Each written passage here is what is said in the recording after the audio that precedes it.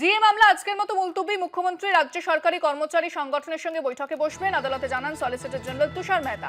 সেই বৈঠক থেকে একটি সমাধান সূত্র বেরোবে বলে আদালতে মন্তব্য করেন তিনি। তাই এই মামলাটি আজকের মতো মুলতুবি রাখা হোক এবং মুলতুবি করে দেওয়া হয়েছে। সেক্ষেত্রে ডিএ মামলা আজকের মতো মুলতুবি করে দেওয়া হয়েছে, কারণ কিছুক্ষণ আগেই যেরকম বললাম আপনাদের, 1 জুন ডিএ আন্দোলনকারীদের সঙ্গে বৈঠকে বসবেন মুখ্যমন্ত্রী। সরকার বৈঠক করবে তাদের সঙ্গে, সেই মতো আদালতে সলিসিটর জেনারেল তিনি জানিয়েছেন। তাই মামলাটি মুলতুবি রাখা হয়।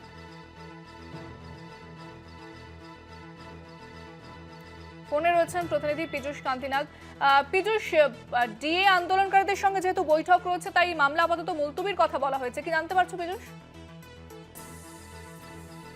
আমরা দর্শকদের জানিয়েছিলাম যে রাজ্যের পক্ষ থেকে সুপ্রিম কোর্টের রেজিস্ট্রার এবং মামলার সঙ্গে সংযুক্ত সকলের পক্ষকে একটি চিঠি দিয়ে জানানো হয়েছে আজকের মতো তারা মুলতুবির বা আবেদন জানাবেন, কারণ তারা রাজ্য সরকারি কর্মচারীদের প্রতিনিধি সংগঠনের প্রতিনিধিদের সঙ্গে বৈঠক করবেন মুখ্যমন্ত্রী। ঠিক সেই মোতাবেকই আজকে যখন মামলার শুনানি শুরু হয়, রাজ্যের কেন্দ্রের সলিসিটর জেনারেল তুষার মেহতা আদালতে জানান যে পশ্চিমবঙ্গ রাজ্যের মুখ্যমন্ত্রী রাজ্যের কর্মচারী সংগঠনের প্রতিনিধিদের সঙ্গে তিনি বৈঠকে বসবার জন্য ইতিমধ্যে দিন নির্ধারিত করেছেন। ফলে সেই বৈঠক থেকে একটি সুস্পষ্ট সূত্র বেরোতে পারে, তাই আজকের মতো মামলাটি মুলতুবি রাখা হোক। যদিও অপর এক আইনজীবী দাবি করতে থাকেন যে আদালত নিযুক্ত কমিটি এবং রাজ্যের এই বৈঠকের বিষয়ে রাজ্য সরকার একটি নির্দিষ্ট সিদ্ধান্ত গ্রহণ করুক 3 মাসের মধ্যে, এবং পুজোর আগেই যাতে কর্মীরা এই মহার্ঘ ভাতা পান বকেয়া, সে বিষয়ে নির্দেশ জারি করুক সুপ্রিম কোর্ট।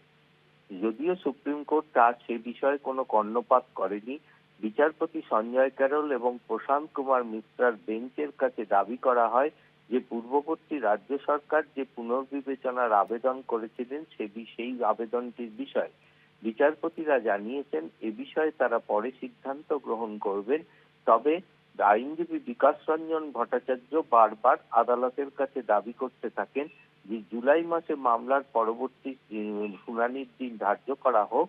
তার কারণ ইতিমধ্যে কর্মচারী সংগঠনের পক্ষ থেকে তারা রাজ্যের কাছ থেকে একটি নোটিশ পেয়েছে বৈঠকের বিষয়। বিচারপতি সঞ্জয় কারল এবং বিচারপতি প্রশান্ত কুমার মিশ্রার বেঞ্চ জানিয়ে দিয়েছেন যে 22শে জুলাই মামলার পরবর্তী শুনানির দিন গ্রহণ করা হবে। তবে সেই দিনকে রাজ্য সরকারকে এ বিষয়ে একটি স্ট্যাটাস রিপোর্ট সুপ্রিম কোর্টে জমা করতে হবে। সেই স্ট্যাটাস রিপোর্ট এবং এই বৈঠকের সূত্র থেকেই আদালত তার পরবর্তী সিদ্ধান্ত গ্রহণ করবে। ইন্দ্রাণী, ধন্যবাদ পীযূষ। কথা বললাম প্রতিনিধি পীযূষ কান্তিনাগের সঙ্গে।